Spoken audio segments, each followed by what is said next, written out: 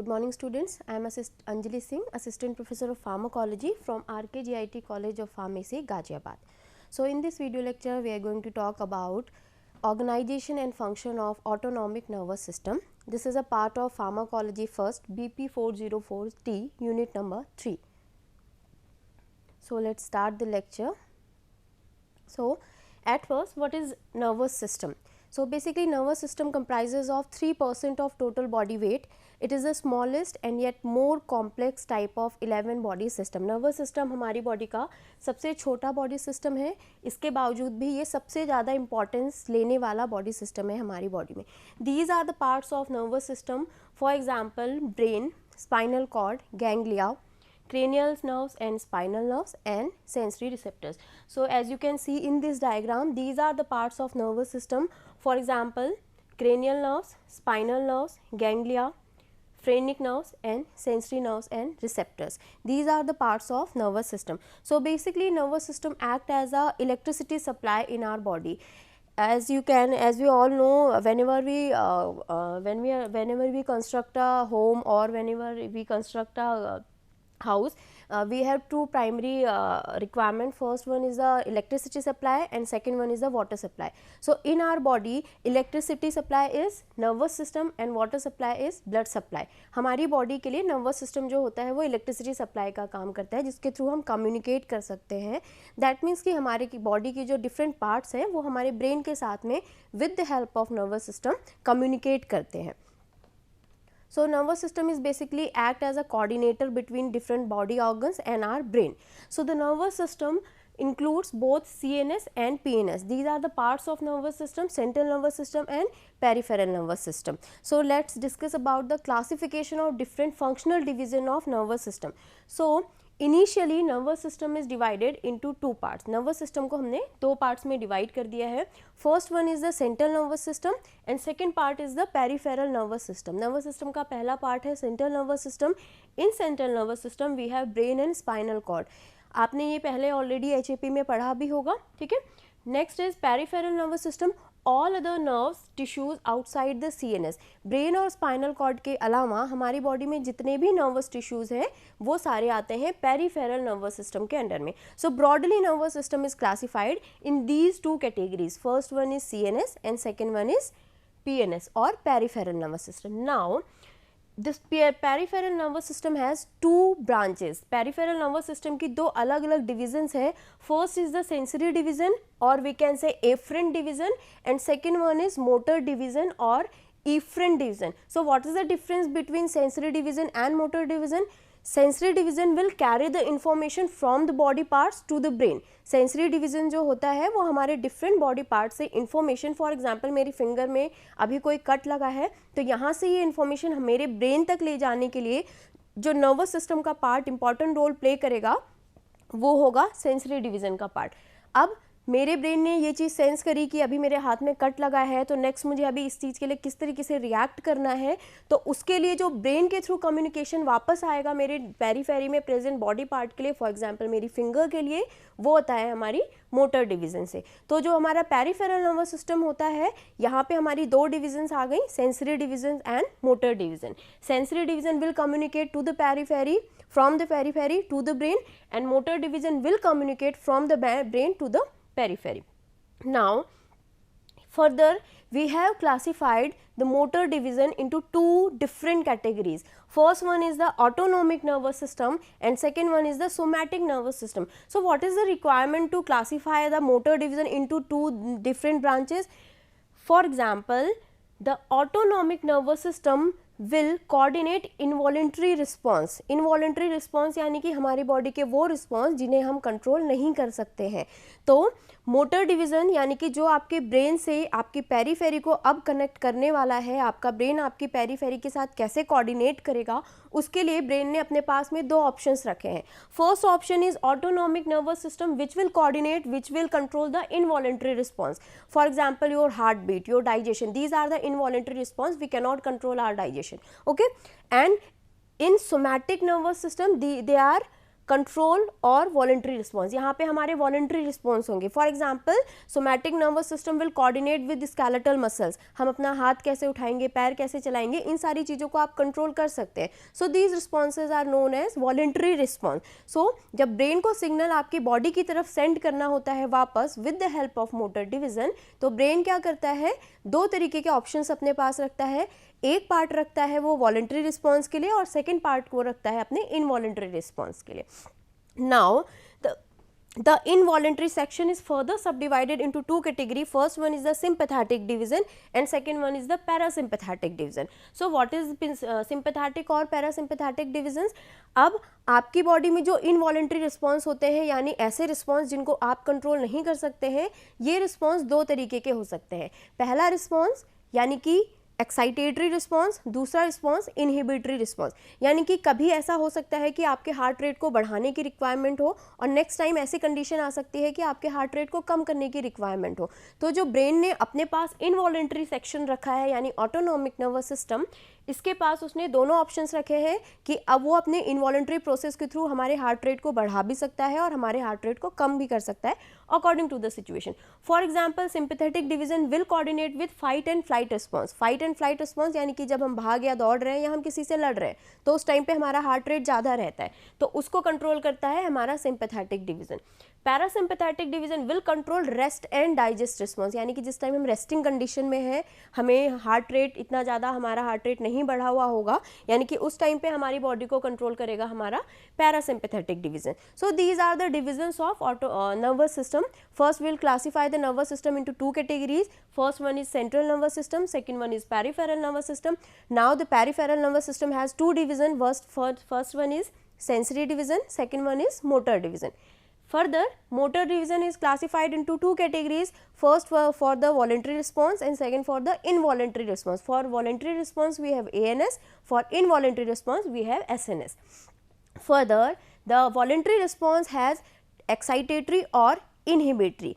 If it is excitatory, then we have sympathetic division, or if it is inhibitory, we have parasympathetic division, or we can say we have fight or flight response and we have rest and digest response. So this is all about the functional divisions of nervous system.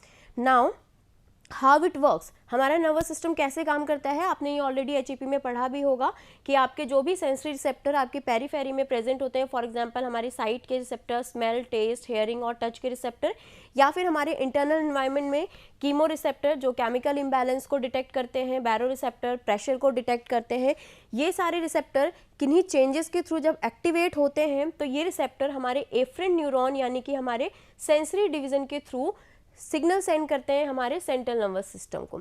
Then हमारा central nervous system उसको sense करता है, coordinate करता है, उसके लिए एक response generate करता है और वो उसको हमारी पेरीफेरी के थ्रू की तरफ सेंड कर देता है with the help of motor division. अब ये रिस्पॉन्स आपका वॉलंटरी भी हो सकता है और ये रिस्पॉन्स आपका इनवॉलंटरी भी हो सकता है according to the division. Autonomic है या फिर आपका सोमैटिक है, और ऑटोनॉमिक में भी वो सिंपैथेटिक रिस्पॉन्स हो सकता है या फिर पैरासिम्पैथेटिक रिस्पॉन्स होता है। सो ये है कि किस तरीके से हमारा CNS और हमारा PNS यानी कि हमारा सेंट्रल नर्वस सिस्टम और पेरिफेरल नर्वस सिस्टम दोनों साथ में मिलके काम करते हैं और हमारा पूरा नर्वस सिस्टम एक साथ मिलके हमारी बॉडी के इलेक्ट्रिसिटी सप्लाई यानी कि इंस्टेंट रिएक्शन का काम करता है। Now the important terms which we are using in this chapter, ये सारे terms हम use करने वाले हैं जब हम आगे इसको पढ़ेंगे। First is synapse. So what is synapse? Synapse is a junction between two neurons that communicate the message from the presynaptic neuron to the postsynaptic neuron. अब हमारे जो nerves होती हैं उसमें आपके neurons होते हैं जो एक के बाद एक सीरीज में लगे हुए रहते हैं। तो presynaptic neuron और postsynaptic neuron यानी कि synapse से पहले वाला न्यूरॉन और उसके बाद वाला न्यूरॉन, उनके बीच में जो एरिया होता है उसको हम बोलते हैं साइनैप्स या फिर हम जंक्शन बोलते हैं इसे। Next one is ganglia. So ganglia is a cluster of cell bodies of neurons. जो न्यूरॉन्स की सेल बॉडीज होती हैं उनका एक क्लस्टर बन जाता है जिसको हम गैंग्लिया बोलते हैं. ठीक है, यहाँ पे है pre ganglionic neuron and post ganglionic neuron. Simple, जो गैंग्लिया से पहले वाले न्यूरॉन्स होंगे वो आपके प्री गैंग्लियोनिक न्यूरॉन होंगे, जो उसके बाद वाले न्यूरॉन होंगे उनको हम पोस्ट गैंग्लियोनिक फाइबर्स या फिर पोस्ट गैंग्लियोनिक न्यूरॉन्स बोलेंगे. So these are the simple terms. Now the main point or the main chapter which we are discussing in pharmacology in unit 3 is autonomic nervous system. So the ANS is the part of peripheral nervous system, ये हमने already discuss कर लिया है. It is a major involuntary portion, ये हमारी body के involuntary system को coordinate करता है. अब जो हमारा ANS होता है ये हमारी बॉडी के कौन कौन से ऐसे फंक्शंस हैं जिनको कोऑर्डिनेट करवाता है. First is glucose production, second one is to regulate pupil size. हमारा प्यूपिल साइज कैसा होगा, for example as I have earlier mention that कि आपका जो नर्वस सिस्टम है वो आपको fight and flight, rest and digest दोनों ही रिस्पॉन्स के लिए कोऑर्डिनेट करता है. तो जब हम किसी से लड़ रहे होते हैं तो हमारा एम होता है कि जो भी आपका एनिमी हो वो आपको क्लियर दिखाई दे. तो आप चाहोगे कि आपका प्यूपिल जो है वो डायलेट हो जाए, जिससे ज़्यादा अमाउंट में लाइट आपकी आंखों में जाए और आपको सामने की चीज़ बिल्कुल क्लियर दिखे. तो यानी कि ये जो हमारा नर्वस सिस्टम है ये हमारे प्यूपिल साइज को भी रेगुलेट करता है. देन द प्रोसेस ऑफ मिक्सचुरेशन यानी यूरिनेशन के प्रोसेस को भी ये कंट्रोल करता है. मसल कॉन्ट्रैक्शन, हमारी बॉडी में जितनी भी स्मूथ मसल्स हैं उनका कॉन्ट्रैक्शन और रिलैक्सेशन भी ऑटोनॉमिक नर्वस सिस्टम कंट्रोल करता है. Next one is regulating body temperature. Body temperature को, हार्ट बीट को और डाइजेशन को भी कंट्रोल करता है हमारा autonomic nervous system. So these are the parts which are regulated by autonomic nervous system. For example, are different types of glands. हमारी जो glands हैं इनके secretions जो होते हैं वो nervous system के थ्रू रेगुलेट किए जाते हैं. ब्लड वेसल्स, हमारी ब्लड वेसल का डायामीटर यानी कि जो आपकी ब्लड वेसल्स के सराउंडिंग स्मूथ मसल्स हैं उनको कंस्ट्रिक्ट और डायलेट करके हमारा नर्वस सिस्टम हमारे ब्लड वेसल्स के डायमीटर को रेगुलेट कर सकता है. After that we have heart, we can increase और decrease the heart rate with the help of nervous system. Eyes, we can increase or decrease the pupil size with the help of nervous system. Next is GIT, we can increase or decrease the gastrointestinal tone यानी कि आप peristaltic movement को बढ़ा सकते हैं और घटा सकते हैं with the help of nervous system. Last we have uterus, so uterine muscle with contract or relax with the help of nervous system. And urinary system, तो जो हमारा ब्लैडर होता है उसका कंस्ट्रिक्शन और रिलैक्सेशन भी जो होता है वो नर्वस सिस्टम के थ्रू ही रेगुलेट किया जाता है. So these are the body parts which are regulated with autonomic nervous system. So as you can see हम अपनी ग्लैंड से कभी भी अपनी मर्जी से सिक्रीशंस स्टार्ट नहीं कर सकते हैं. दैट मीन्स कि ये आपका इनवॉलेंट्री रिस्पॉन्स है जिसको आप वॉलंटियर नहीं कर सकते हो. ठीक है, सेम ब्लड वेसल्स को हम कंस्ट्रिक्ट नहीं करवा सकते, ये हमारी बॉडी खुद रेगुलेट करती है with the help of autonomic nervous system. Now the comparison of SNS and ANS, these are the main difference between the skeletal nervous system or somatic nervous system and autonomic nervous system. So first difference is organ supplied, कि हमारा जो autonomic nervous system है वो किन organ को supply करता है और सोमैटिक नर्वस सिस्टम किन ऑर्गन को सप्लाई करता है. तो ये मैंने आपको ऑलरेडी बताया है कि सोमैटिक नर्वस सिस्टम सप्लाई करता है स्केलेटल मसल को. अदर देन स्केलेटल मसल्स हमारे जितने भी बॉडी पार्ट्स होते हैं उनको सप्लाई करता है हमारा autonomic nervous system. Primary efferent transmitter यानी कि ऑटोनॉमिक नर्वस सिस्टम का प्राइमरी न्यूरो ट्रांसमीटर कौन सा है, तो जो इसका प्राइमरी न्यूरो ट्रांसमीटर है वो है acetylcholine and noradrenaline. And the primary neurotransmitter for somatic nervous system is acetylcholine. Now the length of the nerve fiber or the characteristic of the nerve fiber for autonomic nervous system. In autonomic nervous system the preganglionic fibers are myelinated and the postganglionic fibers are non-myelinated, but in somatic nervous system all fibers are myelinated. So these are the basic differences between the autonomic nervous system and somatic nervous system. As you can see in this diagram, somatic nervous system, central nervous system से आपका nerve fibre आ रहा है और जो आपका periphery में skeletal muscle है उसको वो सप्लाई कर रहा है. सेम ऐसे ही आपका ऑटोनॉमिक नर्वस सिस्टम में यहाँ पे इसकी डिफरेंट ब्रांचेस हैं, पैरासिम्पैथेटिक और सिंपैथेटिक नर्वस सिस्टम, जिसको हम आगे नेक्स्ट स्लाइड में डिस्कस करने वाले हैं. And these are the organs which are supplied by the autonomic nervous system. Now the divisions of autonomic nervous system. ANS की फर्दर दो डिविजन्स थी, सिंपैथेटिक डिविजन्स और पैरासिम्पैथेटिक डिविजन, जिसके बेसिस पे ही हम फार्माकोलॉजी के क्लासिफिकेशन पढ़ते हैं कि जो आपकी कोलिनर्जिक ड्रग्स हैं और एड्रिनर्जिक ड्रग्स हैं वो ड्रग कहाँ से आई हैं, हम उनको किस तरीके से पढ़ रहे हैं या वो किस न्यूरोट्रांसमीटर के ऊपर बेस्ड है. उसको जानने के लिए हमें ये समझना होगा कि जो हमारा ऑटोनॉमिक नर्वस सिस्टम है उसकी कौन कौन सी डिविजन्स होती हैं. So the ANS has two main division, sympathetic division and parasympathetic division. Sympathetic division will coordinate fight and flight response and parasympathetic division will coordinate rest and digest response. ठीक है, so as you can see in this diagram, this is the vertebral column, ये हमारा vertebral column है। यहाँ पे हम देख रहे हैं कि हमारा जो सिंपैथेटिक नर्वस सिस्टम है और जो पैरासिम्पैथेटिक नर्वस सिस्टम है उनका ओरिजिन कहाँ से होता है। So the origin of sympathetic nervous system is from dorso lumbar region. हमारे वर्टिबल कॉलम के डॉर्सो लंबर रीजन से जो ओरिजिनेट होता है वो होता है हमारा सिंपैथेटिक नर्वस सिस्टम, और जो हमारा ओरिजिनेट होता है क्रेनियोसैक्रल रीजन से, इसको हम बोलते हैं पैरासिम्पैथेटिक रीजन। तो ये बहुत इंपॉर्टेंट क्वेश्चन है आपका कि इनका ओरिजिन कहाँ से होता है, हमारे वर्टिबल कॉलम से ये नर्व फाइबर्स कहाँ से निकलते हैं।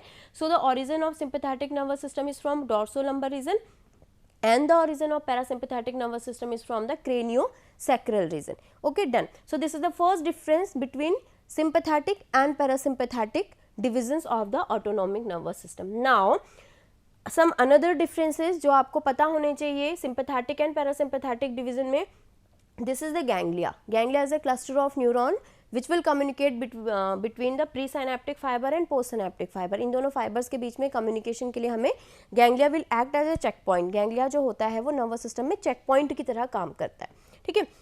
तो यहाँ पे हम डिफरेंस को कैसे लर्न कर सकते हैं।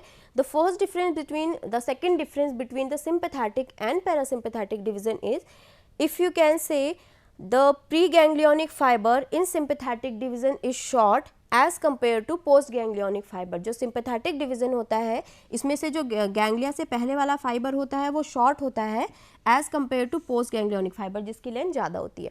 इसका जस्ट रिवर्स होता है पैरासिम्पैथेटिक नर्वस सिस्टम में। यहाँ पे जो आपका प्री गैंग्लियोनिक फाइबर यानी गैंग्लिया से पहले वाला फाइबर जो होता है ये लॉन्ग होता है और पोस्ट गैंग्लियोनिक फाइबर शॉर्ट होता है, ठीक है। इसके बाद यहाँ पे जो गैंग्लिया है वो है अवे फ्रॉम द ऑर्गन, यानी कि ऑर्गन से दूर, और यहाँ पे गैंग्लिया की लोकेशन है क्लोज टू द ऑर्गन, ठीक है। So these are the three main differences between sympathetic and parasympathetic division.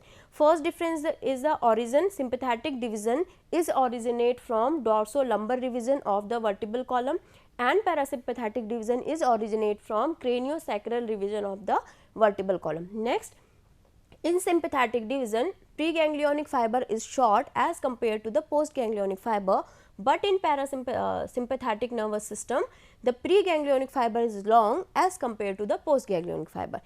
Next, the location of ganglia.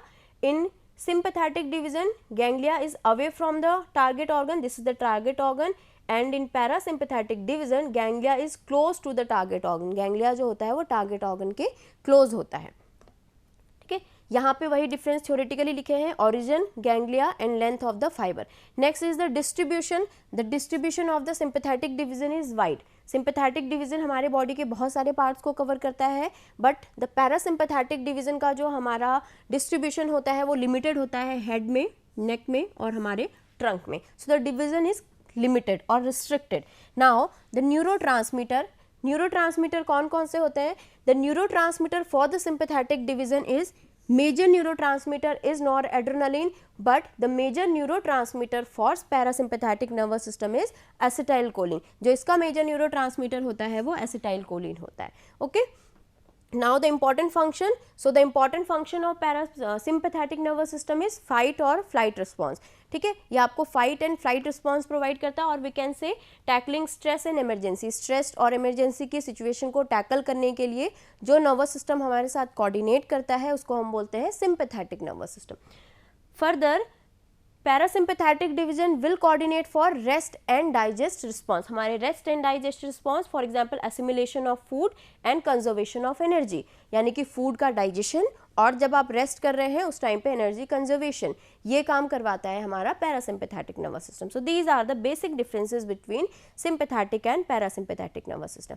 Next we'll have the neurohumoral transmission. So what is neurohumoral transmission. अभी तक हमने ऐसे बोला कि brain आपके periphery के साथ में कोऑर्डिनेट करेगा with the help of motor division, और आपका पेरीफेरी आपके ब्रेन के साथ कोऑर्डिनेट करेगा with the help of motor division, और इसके बाद हमने इसको सिंपैथेटिक और पैरासिम्पैथेटिक डिवीजन में भी डिवाइड कर दिया। सो ये जो पूरा का पूरा कोऑर्डिनेशन हो रहा है ये कैसे हो रहा है। हमारे नर्व फाइबर्स में कुछ ऐसे केमिकल मैसेंजर्स होते हैं जिनको हम बोलते हैं न्यूरोट्रांसमीटर, जो कि रिलीज होते हैं, जिसकी वजह से हमारा ब्रेन पेरीफेरी के साथ और हमारा पेरीफेरी जो है वो ब्रेन के साथ में कोऑर्डिनेट करता है।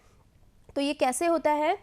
फॉर एग्जाम्पल, ये हमारी बॉडी की कोई सेल है जो इस टाइम पे रेस्टिंग कंडीशन में है, यानी आपकी फॉर एग्जांपल मेरी फिंगर में प्रेजेंट कोई सेल है जो इस टाइम पे रेस्टिंग कंडीशन में है, इसमें अभी कोई भी काम नहीं हो रहा है। अब यहाँ पे मेरी फिंगर में एक निडल चुभ जाती है, यानी कि मुझे एक स्टिमुलस मिल गया है और अब मुझे अपने ब्रेन को ये चीज़ कोऑर्डिनेट करनी है कि यहाँ पे एक निडल प्रिक हो गई है, तो अब मुझे इस चीज़ को कैसे टैकल करना है। तो क्या होगा कि जो मेरी फिंगर में जितनी भी सेल्स हैं जो पहले रेस्टिंग कंडीशन में थी, जब भी हमारी बॉडी में सेल रेस्टिंग कंडीशन में होती है तो इनके अंदर जो मेम्ब्रेन पोटेंशियल होता है वो होता है -70 millivolt. Okay, membrane potential का मतलब क्या होता है कि जो हमारी बॉडी की सेल्स होती हैं उनमें आयनिक डिस्ट्रीब्यूशन अलग अलग होता है। For example this is extra cellular fluid, ये आपकी सेल के बाहर का फ्लूइड है, and this is intracellular fluid. In extra cellular fluid sodium ion की कॉन्सेंट्रेशन ज़्यादा होती है, यानी जो आपका एक्स्ट्रा सेलुलर इन्वायरमेंट होता है इसमें सोडियम आयन की कॉन्सेंट्रेशन ज़्यादा होती है, और जो हमारा इंट्रासेलुलर इन्वायरमेंट होता है इसमें पोटेशियम आयन की कॉन्सेंट्रेशन ज़्यादा होती है। ठीक है, तो इन दोनों की कॉन्सेंट्रेशन के डिफरेंस की वजह से सेल की मेम्ब्रेन में पोटेंशियल जनरेट हो जाता है। पोटेंशियल जनरेट होने का मतलब कि सेल के बाहर जो आयनिक चार्ज है और सेल के अंदर जो आयनिक चार्ज है, इन दोनों के बीच में डिफरेंस होने की वजह से इस सेल में एक पोटेंशियल जनरेट हो जाता है इसकी मेम्ब्रेन में, जिसको हम बोलते हैं मेम्ब्रेन पोटेंशियल। और ये मेम्ब्रेन पोटेंशियल रेस्टिंग कंडीशन में होता है -70 मिली वोल्ट।